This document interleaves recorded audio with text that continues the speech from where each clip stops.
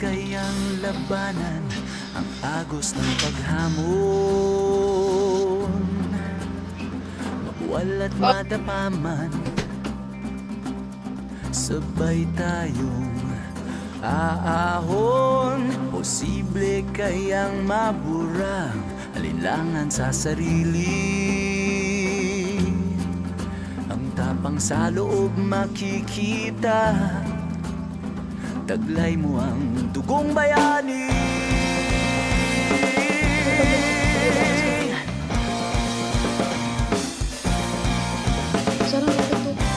Sulong laban, wag uurong.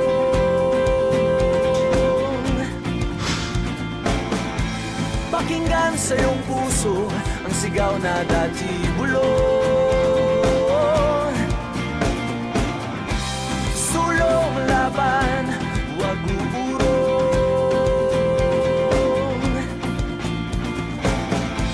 Pakinggan sa iyong puso ang sigaw na dati bulong.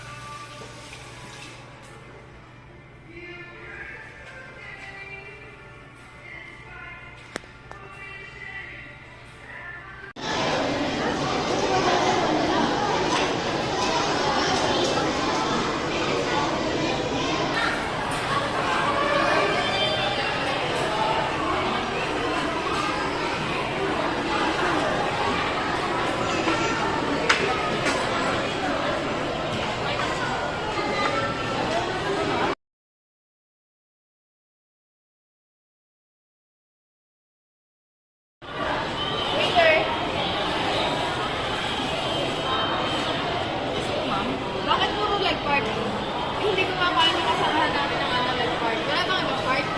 Meron naman po ma'am. Meron po kaming dress part po. Sige po, papalitan ko na lang po ang sleeve. Sige.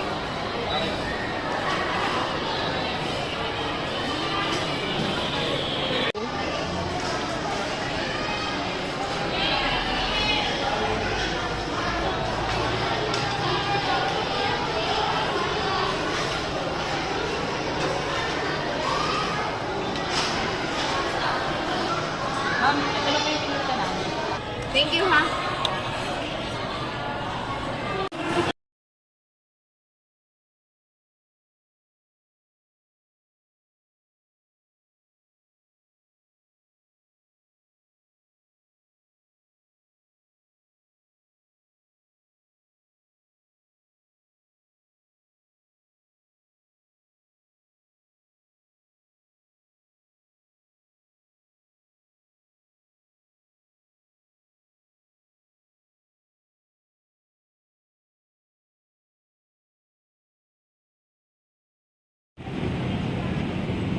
Hey, kamusta? Ayos lang. Balita ko'y pinagsasabayin din ang pag-aaral pagkatrabaho. Medyo mahirap pagsabayin. Kaya nga eh.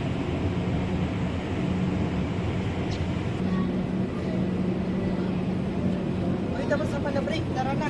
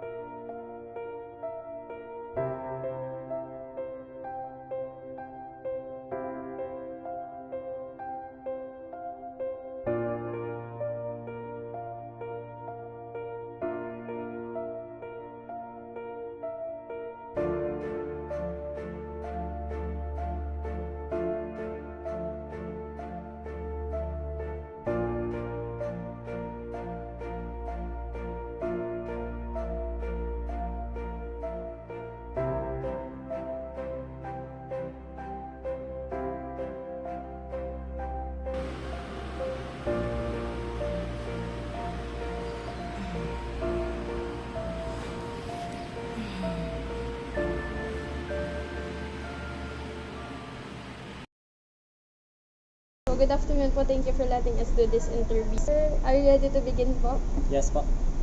So, first, can you introduce yourself po? My name is Cano Jericho A. De La Bergen. I'm currently working at KFC. I'm 22 years old. Can I know po what's your position and how long ka na po nag-work here sa KFC? Ang position ko dito sa KFC, I am a all-star, meaning halos lahat ng station kaya ko nang hawakan. Mapa-kitchen, counter, or kaya pantry. And then nagda-dining din ako. I'm almost 2 years na dito sa KFC na nag-work. What are yung mga responsibilities mo po here sa work mo? Ang responsibility ko dito as a crew service, katulad ng sinabi ko, all around na ako dito. Nagki-kitchen ako, nagda-dining, nagpa-pantry.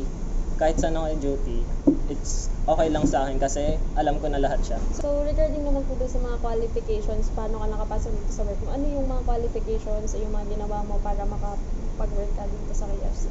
Wala naman siyang qualifications.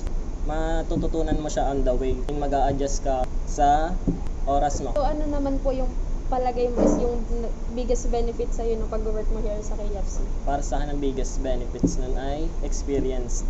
Dahil, first of all, kaya ako pumasok dito kasi gusto ko ng experience. Honestly, yun lang din ang habol ko dito. So, yung nakikita mo po yung sarili mo na mag-work dito sa industry na to in the near future? Yes, kaya yun ang kinukuha ko yung experience para ma-achieve ko yung gusto kong in the near future. Can you explain po yung working environment mo dito, yung paano kayo dito sa KFC? Okay naman siya, nagtutulungan kami. Kung hindi ka busy sa isang bagay, tutulungan mo yung isa. Kahit hindi ko station, tutulungan ko siya. Kung madami siyang ginagawa, wala naman akong ginagawa, tutulungan ko pa rin siya. I mean, give and take lang kami dito.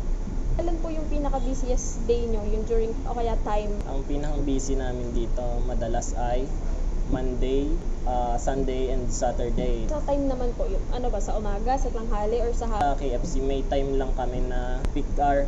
Ang pinaka-peak hour namin dito is 11 to 2. And then sa gabi naman, mas madalas siya 7 to 8 or 7 to 9. So, nagda-night shift ka din po? Yes. Paano by schedule din yung night shift? By schedule din. Nagro-rotation lang din kami dito para, syempre, para hindi naman pagod yung crew. So far, kamusta naman yung experience mo sa pag-work dito? Okay naman.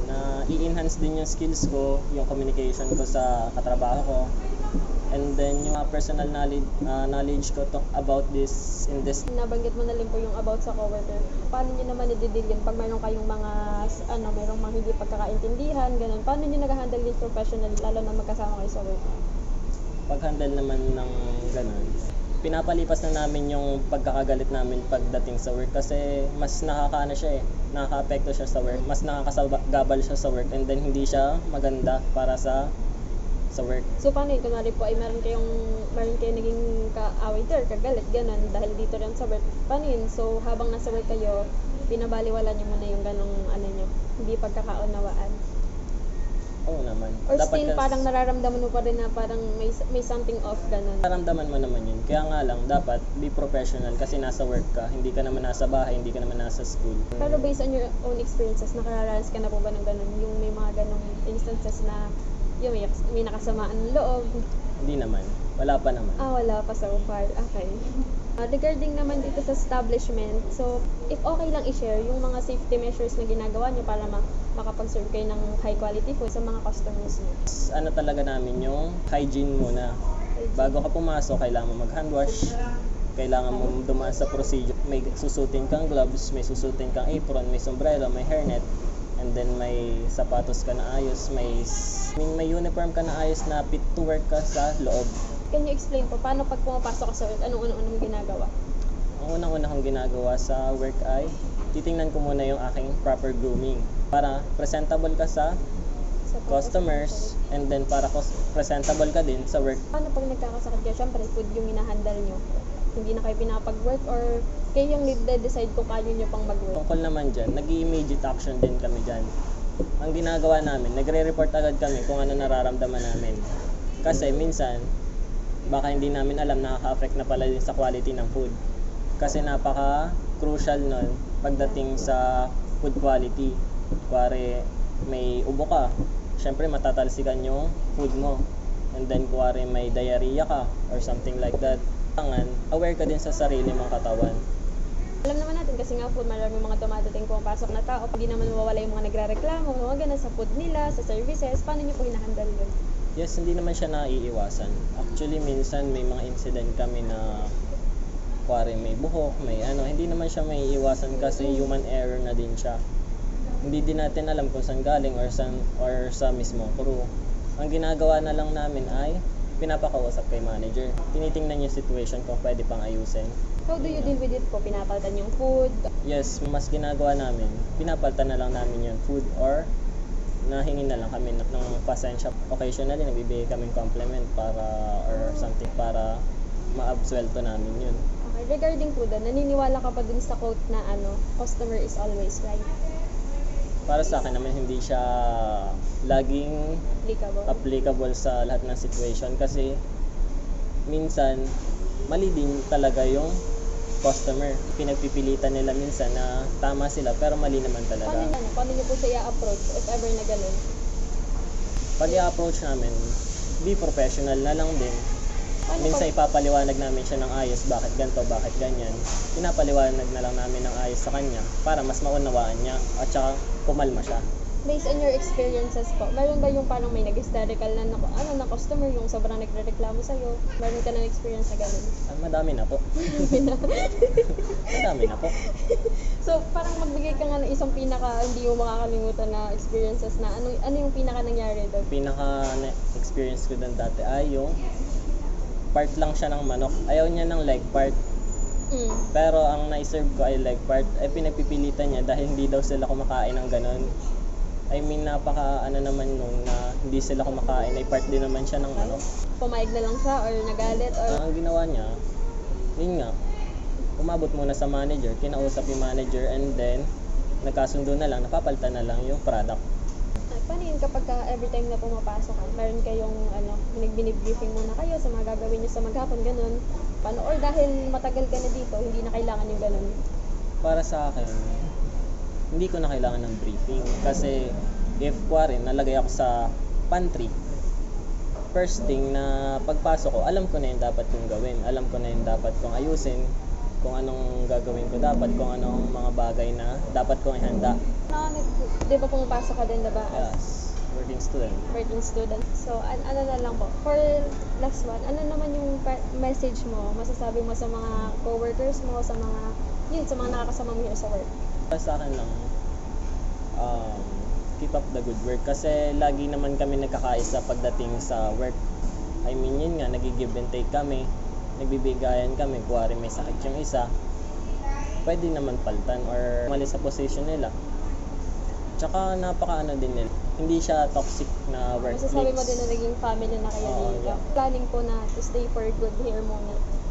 Siguro hindi po, kasi yun nga sabi ko, experience lang din ang habol So ko. parang sinabay mo lang talaga siya sa pag-aaral. Thank you so much for your time. Have a nice day.